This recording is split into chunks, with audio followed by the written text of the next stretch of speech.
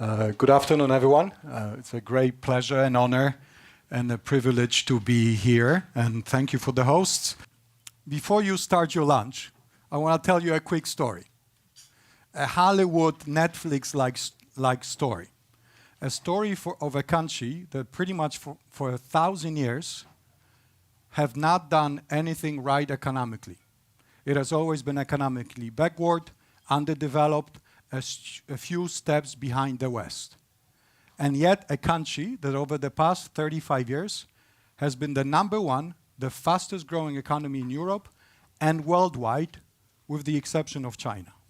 So it's an amazing story of, if you will, an economic alcoholic that suddenly sobered up and won a marathon. This is actually the story of Poland. So I want to share with you three key messages. One, what is the evidence that Poland has actually done better than everyone else, and what were the sources and drivers of this unbelievable miracle? Second, I want to talk a little bit about the future, the next 5-10 years, what the future may hold for a lot of foreign investors that you may be representing directly or indirectly. And finally, a little bit about what Poland needs to continue to do for this economic miracle to continue. I've been actually working on this for quite some time. I published my first World Bank working paper on Poland's new golden age in 2013. Then I published my book in 2018, which will now have a new edition coming up in September. And now I did not publish the Economist cover, but I think they've read my paper and read my books, which have actually helped. So the story of Poland's success is really finally being shared around the world, but I think still not enough. And there's a reason for it, because back 35 years ago, there was virtually no one that would expect Poland to do well. I mean, after all, for 1,000 years, the country really has not been doing well. I have talked to every single person, every single domestic and foreign expert that worked on the Polish transition in 1989 and 90. There was not a single person who would put Deutschmark or a peseta or a French franc on Poland doing well over the following decades. They always said that it's going to be Hungary, it's going to be Czechoslovakia, it's going to be Eastern Germany. Poland, at best, would do well if it just survived. People well fond, back in 1989, were very fond of quoting a joke from Ronald Reagan. A joke about 3 dogs. Mark, I'm sure I know this joke. So there are 3 dogs. An American dog, a Soviet dog, and a Polish dog.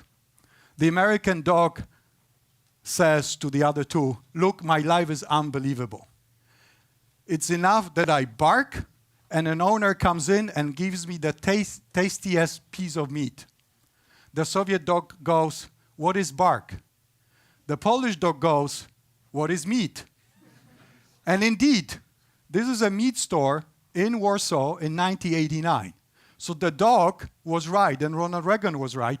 Poland was actually, in 1989, it was poor, it was bankrupt, it was hungry.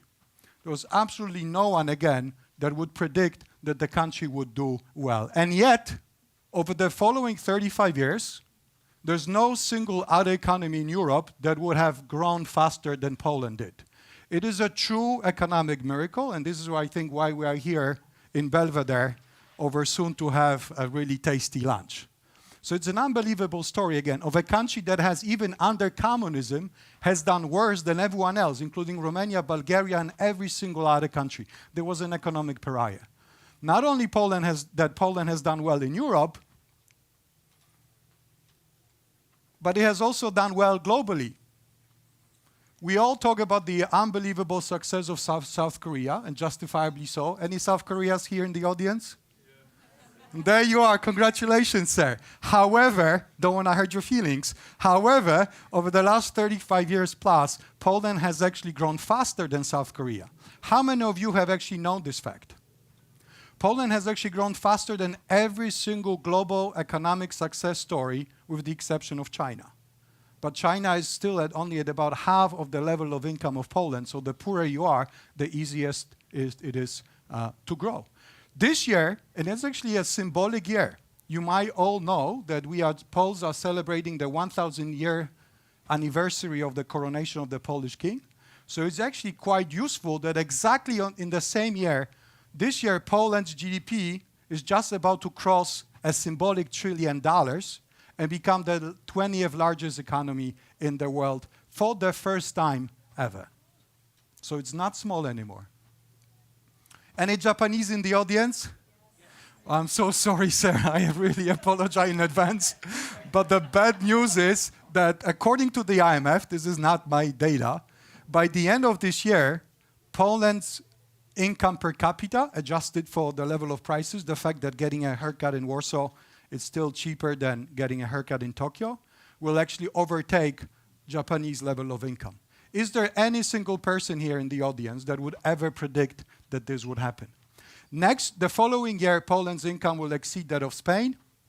And within the next 6 years, it is likely, if the trends continue, Poles will be as rich as the Italians. And within a decade, hopefully the Brexit and our British friends will help, we'll get to the UK level of income by 2035. All of the income obviously does not make much sense if it does not translate into higher quality of life and higher level of happiness. You may be wrong by looking at Poles who hardly ever smile, at least after a boozy lunch or dinner. But if you ask them anonymously how satisfied they are with their life, you would be surprised. These are the true Eurostat data. Poles are among the top 5 happiest nations in the EU. Isn't that amazing? Could you really tell without 3 bottles of vodka? I doubt it. And there's another reason to be happy. There's a reason I'm not showing the national team. I'm showing the Poles on the Barcelona. I think we should all switch towards Barcelona than the recent things.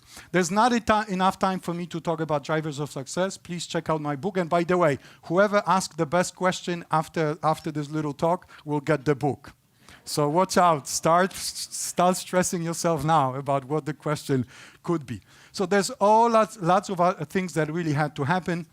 But one of the things that I like to talk about, the 5E, an egalitarian society that Poland had for the first time in 1989, education, Western elites, energy of our entrepreneurs, and Europe and the European Union. Without the European Union, none of this miracle would have really happened. So what will happen in the future? Who is optimistic about Poland? Raise your hand.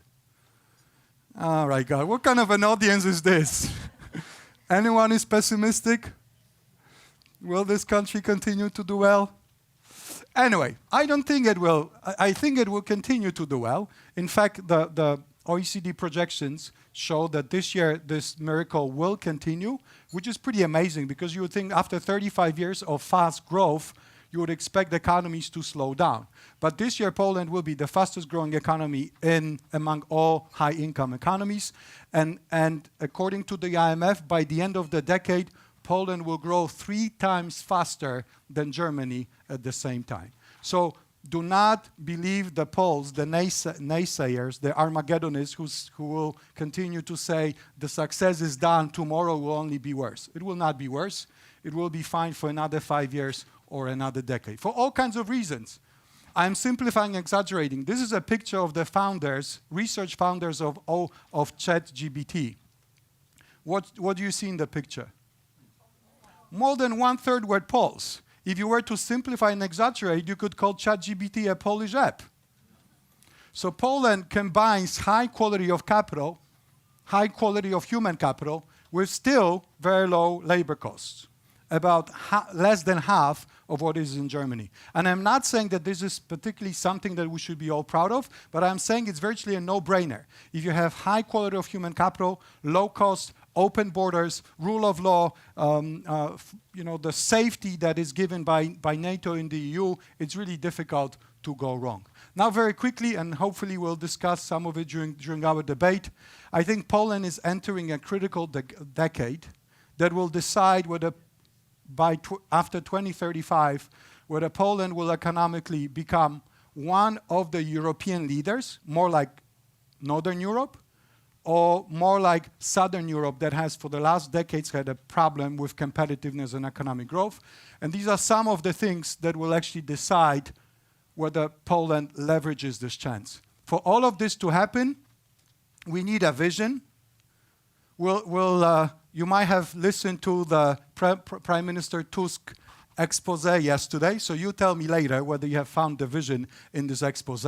My vision is for Poland to become one of the top 3 most powerful economies in Europe by 2050. I think it's possible. I think it's doable. One of the ways we can do it is by focusing on what I call 5 I's: improving institutions, increasing investment, supporting innovation, allowing absorbing high-quality human talent from around the world, and making sure that the society remains inclusive. So, you still with me? Yeah. Wow, thank you, thank you. So very quickly, to sum up, Poland is actually an unbelievable Hollywood-like economic story. Again, for 1,000 years, this country has not really done much economically. It's very hard to pinpoint a single thing that Poland has really done well. And yet, over the last 35 years, it has beaten every single country in Europe and every single country around the world, with the exception of China. It's somewhat bigger than Poland and much poorer. In terms of economic growth, in terms of increasing quality of life, in terms of increasing the level of happiness. What I think we are all here for today, and some of the things we'll discuss during the panel, is to understand what will it take for this miracle to continue. Not tomorrow, not next year, because I think it will continue, but what is it that Poland needs to start doing today to build the economic muscles that are needed for the country to become a true leader of Europe. Not in terms of growth and catching up, but in terms of being actually one of the richest economies in Europe that inspires the world with its brand names, with its companies, with its technologies, and with its ideas. Ultimately, this is what Poland needs. A level of ambition that goes beyond what we usually hear from the elites. And it's better, as Michelangelo said, it's much better to have an ambitious goal that also applies to us, all of us on a personal level. It's much better to have an ambitious goal and fail to reach it than have a modest goal and actually achieve it. Thank you so much.